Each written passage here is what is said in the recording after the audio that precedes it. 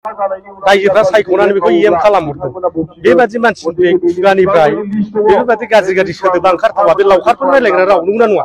लावखारफ्रासो मोसौ गुमनायाव रायलायो बेबादि भाषाखौ। आरो जुदि फेरेंगा सारा जेनोब्ला फेरेंगा सारा माने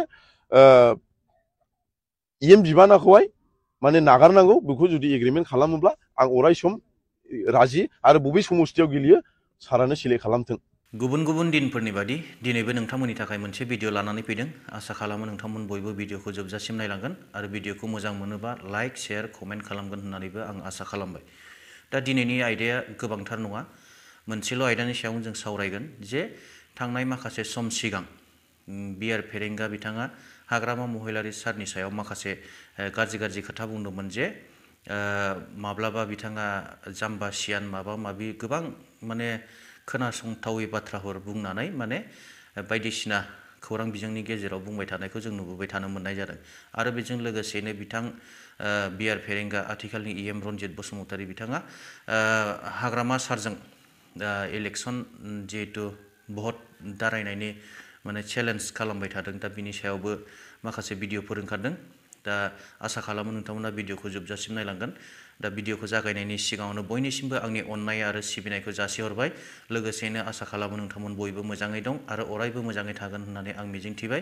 आरो बेजों लोगोसे नोंथाङा जुदि चेनेलाव गोदानै नुजाथिफैदोंब्ला एबा चेनेलखौ अनसायदोंब्ला साबस्क्राइब खालामनानै लागोन होननानैबो आङो आसा खालामबाय। दानिया फैदिनि गुबै आयदायाव। बे गुबै आयदानि गेजेरावनो जाहैबाय चिरांनि 9 नं चिरां दुवारनि समस्ति जिहेतु लाइमुथि ओनसोल। बे लाइमुथि ओनसोलाव इउपिपिएलनि माखासे सापर्टारफोरा एबा भटारफोरा इउपिपिएल हान्जाखौ मुगैनानै बिपिएफ हान्जायाव जयेन जादों। दा बे जयेन जानाय हाबाफारियावनो बाहागो लानानै बिपिएफनि दैदेनगिरि प्रहलाद बिथाङा मा फोरमायदों जे हाग्रामा महिलारि सारखौ बिआर फेरेंगाया गाज्रि रावजों मा बुङामोन आरो बिनि फिननायखौ माबायदि होदों भिडिअनि गेजेरजों एसे नायलांदिनि। आरो बिनि उनाव जिसया समफ्रामारि बिथाङाबो माने हाग्रामा सारजों जिहेतु इलेक्सन दारायनायनि चेलेन्ज खालामबाय थायो बिआर फेरेंगा बिथाङा बिनि सायाव माखासे खोथा बुंदों। अब्ला बिथांमोन सानैनि भिडिअखौबो जोङो नायलांदिनि। लाइमुथि ओनसोलाव दिनैहाय मोनसे गिदिर जयनिं हाबाफारि खमायाव बेहाय 200 जनसो मानसिफोर जयनिं जादों। बिसोरो आगोलाव इउपिपिएलआवमोन। बिथांमोना आगोलावहाय फेरेंगामोननि गोदै रावाव प्रमद बर'मोननि गोदै रावाव भट होनानै रन्जित बसुमतारी बा फेरेंगा बिथांखौ देरहा होदोंमोन। दा नुबाय बिथांमोननि जे लाइमुथि ओनसोलनि समस्या, हा हुनि समस्या, लामा दालांनि समस्या, बेफोरखौ मोनसेबो बिथांमोना बोसोरथामाव मावनानै होआखै आरो मावनानै होनो हानायबो गोहो गैया।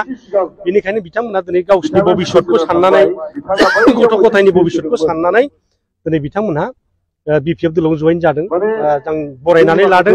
बिथांमोना थिग समावनो मोनसे सिद्धान्त लादों जे राइट टाइमाव राइट डिसिसन लानानै दिनै जाथिखौ दिनैहाय फोथांफिननो बिटिसिखौ रैखा खालामनो थाखाय आवगायबोदों। बे मोजां जादों, आं गोजोननाय फोरमायो। खिन्थु बे फेरेंगाया बे बिटिसिया मा बुस्थु दाबो बुजियाखै।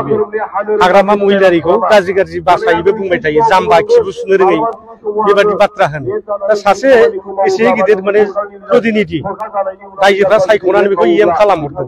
बेबादि मानसिनि खुगानिफ्राय बेफोरबादि गाज्रि सोदोब ओंखारथावा। बे लावखारफोर रायलायग्रा राव नंगौना नङा? लावखारफ्रासो मोसौ गुमनायाव रायलायो बेबादि भाषाखौ। दा बे सासे माने जयगथा गैयै सासे नेता आरो हाग्रामा महिलारिखौ जाम्बा बुंनाय माने माबे? हाग्रामा महिलारिया बै समावहाय बै बड'फा उपेन्द्र ब्रह्म दैदेननाय आन्दलननिफ्राय बिथाङा दंफायो आरो गावनो नेतृत्व लानानै बिटिसि सुक्ति खालामबाय। बिटिसिखौ 2 जिल्ला खालामनानै 9000 स्कुवेर किल'मिटार हाखौ दिनै बिथांनो सिमा बोनानै बिटिसिखौ 17 बोसोर सालायबाय। दा एसे गिदिर डेडिकेटेड नेता, जाय नेताया बर' जाथिनि थैनाय थांनाय भबिष्यतखौ लानानै दिनैहाय एसे गिदिर सुक्ति खालामनानै दिनै रायजोफोरखौ बेंगासिनो दं, रायजो राजाफोरनो दिनै खामानि होगासिनो दं, साख्रि बाख्रि होगासिनो दं, फरायनायनि बेबस्था खालामगासिनो दङ। दा बेबादि मानसिखौ जाम्बा होनोबा दिनै रायजो राजाफ्रा बिजिरनो हानाय गोहो दंसै।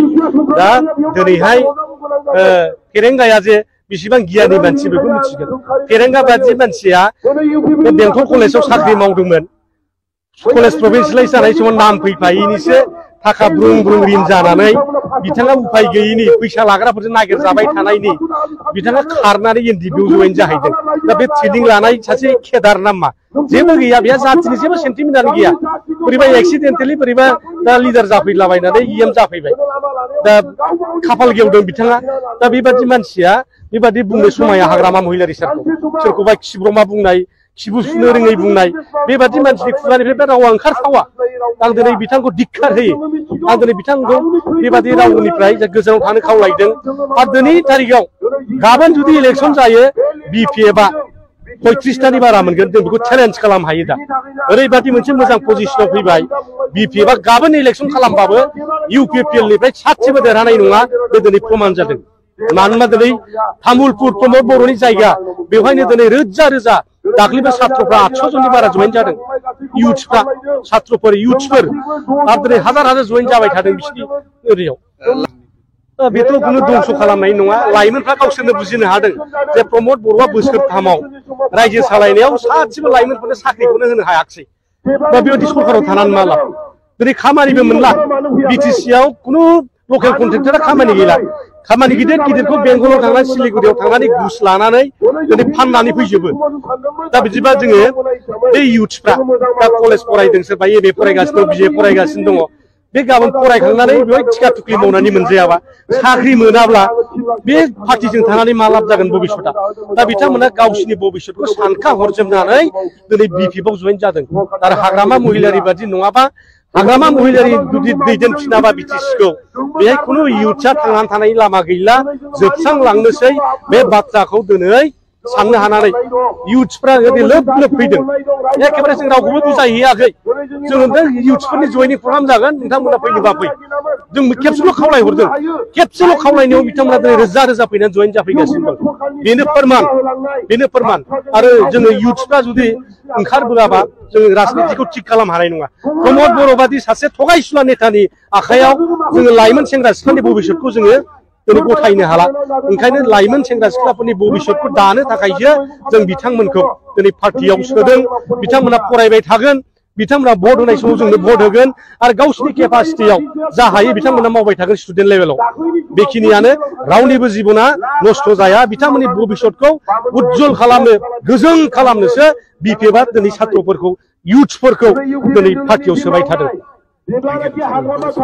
फेरेंगा सारा जुदि चेलेन्ज लाबायब्ला बा सोरबा हाग्रामा सारजों जुदि चेलेन्ज लादोंब्ला गथिखे हाग्रामा सारखौ जोङो मालाय मान फिल्डआव ओंखारहोनो हाग्रामा सार ओंखारनाय माने जायगायानो गोदौजोबखानाय गथिखे बेनि थाखायनो हाग्रामा सार चेलेन्ज लायैनि बादै आं जिसुया सुमफ्रामारिजों लानायानो साबसिन आंनो ओंखारगोन आरो बेयावहाय जुदि फेरेंगा सारा जुदि जेनोब्ला फेरेंगा सारा गावगा जि एग्रिमेन्ट खालामो बे एग्रिमेन्ट बादि खामानिखौ मावब्लानो जाबाय मानो होननानै बुङोब्ला फेरेंगा साराथ' दा सासे इएम फरेस्ट इएम जानानै दङ बिथाङा बे बिबाननिफ्राय नागारथों आरो बेजों लोगोसे आं जि दिनै सासे गोख्रों बिपिएफनि सासे सेन्ट्रेलनि दैदेनगिरि जानानै अर्गानाइज सेक्रेटारि जानानैहाय दिनै आङो बिपिएफनि माखासे मावनांगौ जि खामानि बे खामानिनिफ्राय आङो दलद थानानै आं न'आव थागोन आं जुदि जेनोब्ला आंहाथ' बुंनो थाखाय आरो जेबो माबा गैया बा माबा मोनसे बिबानावबो गैया आं बिदि खालामगोन होननानै खिन्थु बिनि थाखायनो आं बेखौनो बुङो जे जुदि माबायोब्ला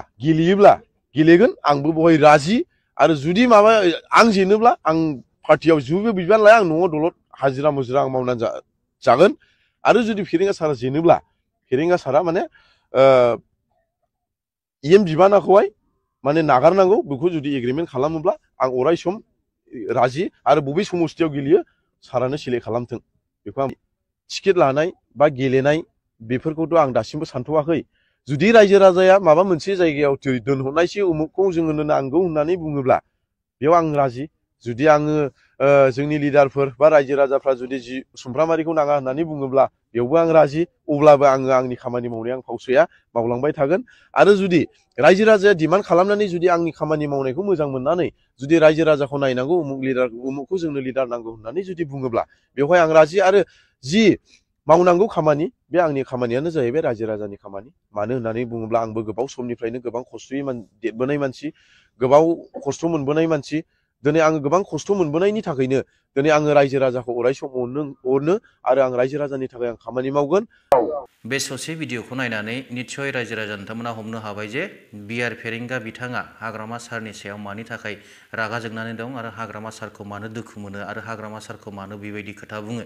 निस्सय प्रहलाद बिथांनि खुगानिफ्रायनो नोंथांमोना माने बे मोन्दांथिखौ मोनबाय जानांगौ। आरो गुबुन फारसेथिङै जेसया समफ्रामारि बिथाङा जेबायदि सोंखारिदों माने हाग्रामा महिलारि सारनि अनगायै जेसया समफ्रामारि बिथाङा गावजों चेलेन्ज खालामनो थाखाय बिआर फेरेंगाखौ खावलायदों। अब्ला पलिटिक्सआ बेसेबां गोजौ आरो बेसेबां गाहायाव दङ दा बेखौ जोङो निस्सय हमनो हाबाय। आरो बेजों लोगोसेनो जोङो हमनो हायो थार दैदेनगिरिनि खुगानि रावा माबायदि एबा मोजां लिडारनि खुगानि रावा माबायदि आरो जायफोर बिथांमोना गावनिखौल' साननानै राजनितिक खालामग्रा बिथांमोननि खुगानि रावा माबायदि निस्सय नोंथांमोना बे ससे भिडिअखौ नायनानैनो हमनो हाखाबाय। दा बे गासैबो भिडिअखौ नायनानै रायजो राजा नोंथांमोना निस्सय हमनो हाबाय जे आथिखालाव बिटिआर खुंथायनि सिङाव थानाय जिहेतु पावार एन्ड फांसन्सफोर बेफोर माब्रै जानानै दङ आरो आथिखालनि जिहेतु माखासे राजनितिक हान्जानि दोलोनि दैदेनगिरिफोर बिथांमोननि आखल आखुफोरा माबायदि सोर मोजां सोर गाज्रि बेफोरखौ निस्सय हमनो हाबाय। आसा खालामो नोंथांमोना भिडिअनि सायाव कमेन्ट खालामगोन। आं भिडिअखौ गोलाव खालामनो सानाखिसै, दिनैनि भिडिअआ एसेनोसै। जायफोर बिथांमोना भिडिअखौ जोबजासिम नायबाय रोजा रोजा साबायखर थाबाय। उननि भिडिअआव लोगो मोनगोन आसा खालामनानै दिनै एसेयावनो दोनथ'बाय। थेंक इउ, गोजोन्थों।